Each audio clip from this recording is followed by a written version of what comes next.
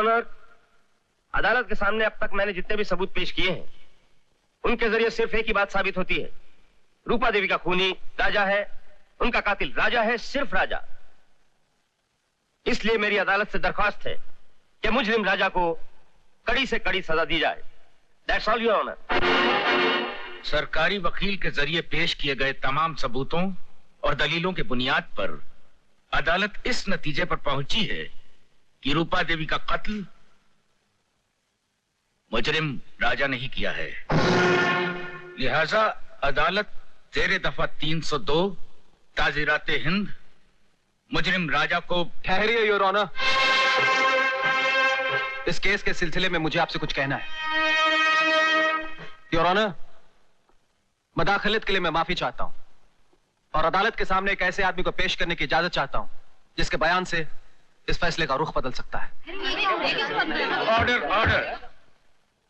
Your honour, मुजरिम राजा के कातिल साबित होने के सारे सबूत अदालत में पेश किए जा चुके हैं और अब सफाई की कोई गुंजाइश ही बाकी नहीं रह जाती। नो योर ऑनर, अगर अदालत का थोड़ा सा वक्त बर्बाद होने से किसी की जिंदगी बर्बाद होने से बच सकती है, एक बेगुनाह फांसी के तख्ते पर लटकने से बच सकता है, तो मेरा ख्याल है कि अदालत का यह फर्ज बनता है कि वो अपना यह फैसला थोड़ी देर के लिए रोक दे। इजाजत है।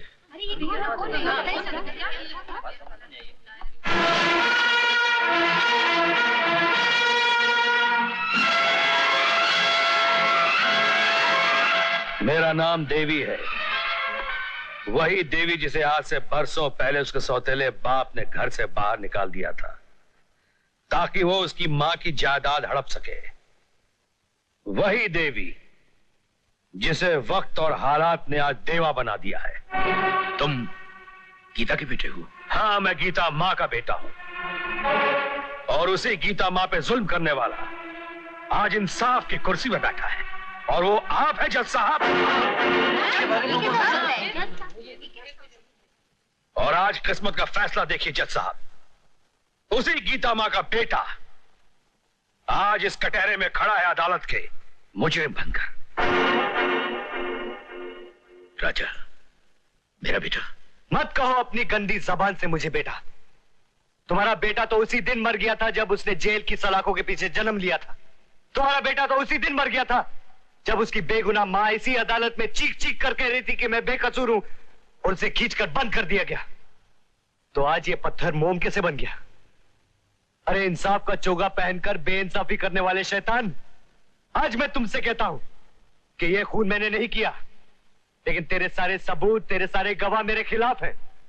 तो सुना दे अपने मुकदमे का फैसला, चढ़ा दे मुझे फांसी के तख्ते पर, ताकि हर पल हर घड़ी तेरा जमीर, तेरी आत्मा तुझे मौत की सजा सुनाती रहे। इंसाफ की कुर्सी में बैठकर सारी दुनिया के साथ इंसाफ करने वाले अगर कर सकता है तो कर इंसाफ अपने लहू से, अपने लहू से, अपने लहू से, अपने लहू से। योर ऑनर, मैं एडवोकेट अंजलि मुजरिम राजा के लिए डिफेंस लॉयर की हैसियत से पेश होने की इजाजत चाहती हूँ। ये रहा मेरा वकालतनामा।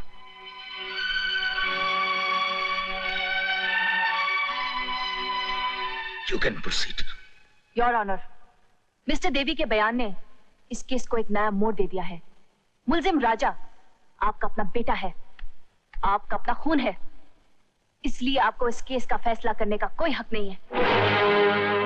मैं अदालत से दरख्वास्त करती हूँ कि इस मुकदमे के लिए एक नया जज अपॉइंट किया जाए। मुझे ना तो इस मुकदमे का फैसला करने का कोई हक है और ना ही इस कुर्सी पर बैठने का। Court is adjourned. Thank you.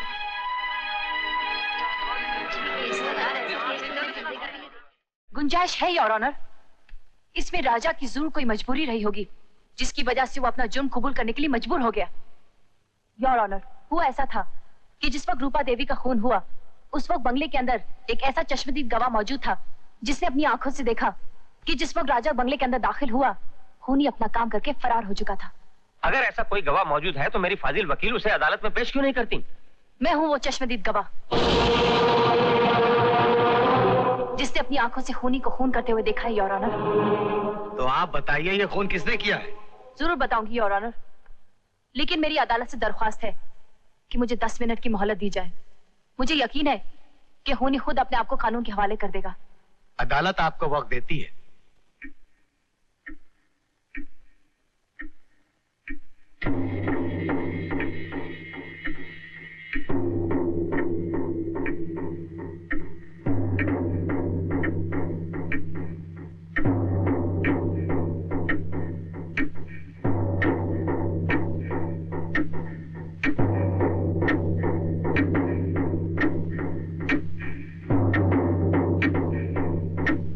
I am sorry to से योर ऑनर, हम खाम खा अपना वक्त बर्बाद कर रहे हैं। अब तक कोई खूनी अदालत के सामने नहीं आया। 10 मिनट होने में योर ऑनर अभी 5 सेकंड बाकी हैं।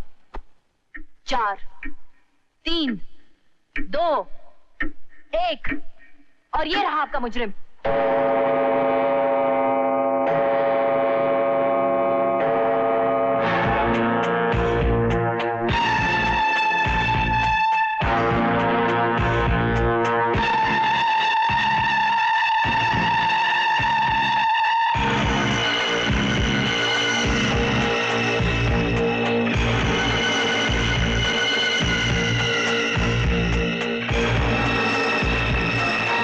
योर ऑनर, मैं Mahendra Pratap Singh, x high court जज, कबूल करता हूं कि रूपा का कातिल मैं ही हूं।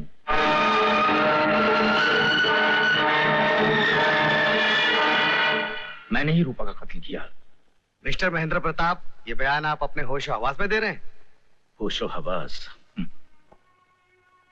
योर ऑनर, अफसोस तो यही है कि बरसों बाद मैं अपने होशो हवास पर काबू पा सका हूं। बरसों तक मैं कुछ लोगों के हाथों का खिलौना बना रहा। बरसों तक मकतूला रूपा और अपने दोस्त नुमा, हरद्वारी लाल जैसे दुश्मन के हाथों की कठपुतली बना रहा। जब मुझे मालूम पड़ा कि रूपा कई लोगों की जिंदगियां बर्बाद कर चुकी है और हरद्वारी लाल मेरा दोस्त नहीं दुश्मन है, तो मैं पछतावे की आग में जलता रहा। और फिर एक दिन अचानक एक 5 स्टार होटल से रानी का टेलीफोन आया। जज साहब, मैं रानी बोल रही हूँ। अंजलि की जान खतरे में है। जिम्मी के प्लान के मुताबिक रूपा अंजलि को लेकर उसके होटल जाएगी और वहां उसकी शादी जिम्मी से जबरदस्ती करवा दी जाएगी।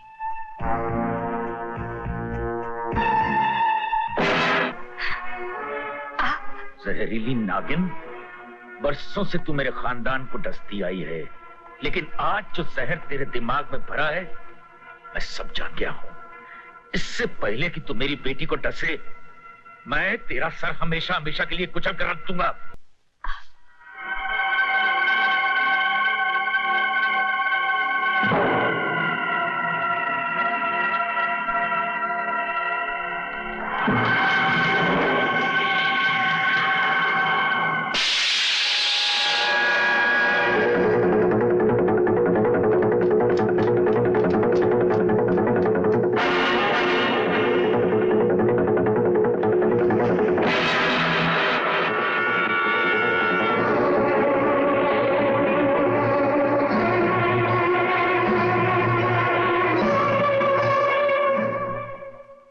और इस तरह अपनी बेटी अंजलि की जान बचाने के लिए मैंने रूपा का कत्ल कर दिया, जिसका इल्जाम मेरे बेटे राजा के सर पर आया।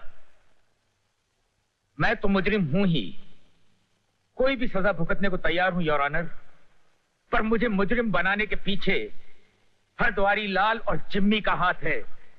इनके अपराध इतने घिनौने हैं कि मैं दरख्वास्त करता हूं कि इन्हें कड़ी से कड़ी सजा दी जाए। हाँ भाई, हाँ भड़कते क्यों आए को यार, बोलता हूं ना। जज साहब, ये सच है कि सारे फसाद की जड़ मैं हूं।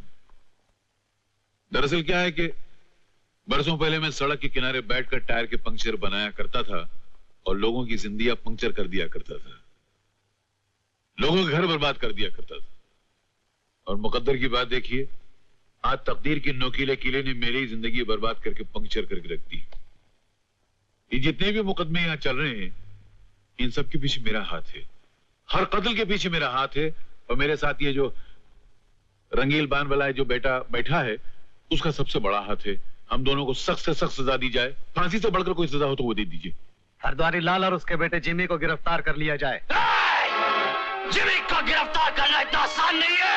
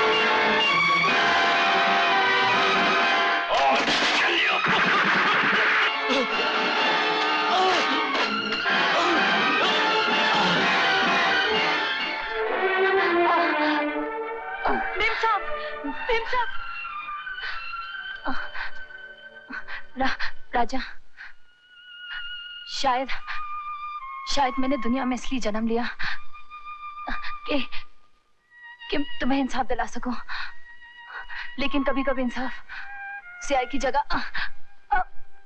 अपने खून से लिखना पड़ता है। वो मैंने अपने खून से लिख दिया राजा। नई जिंदगी और रानी तुम्हें मुबारक।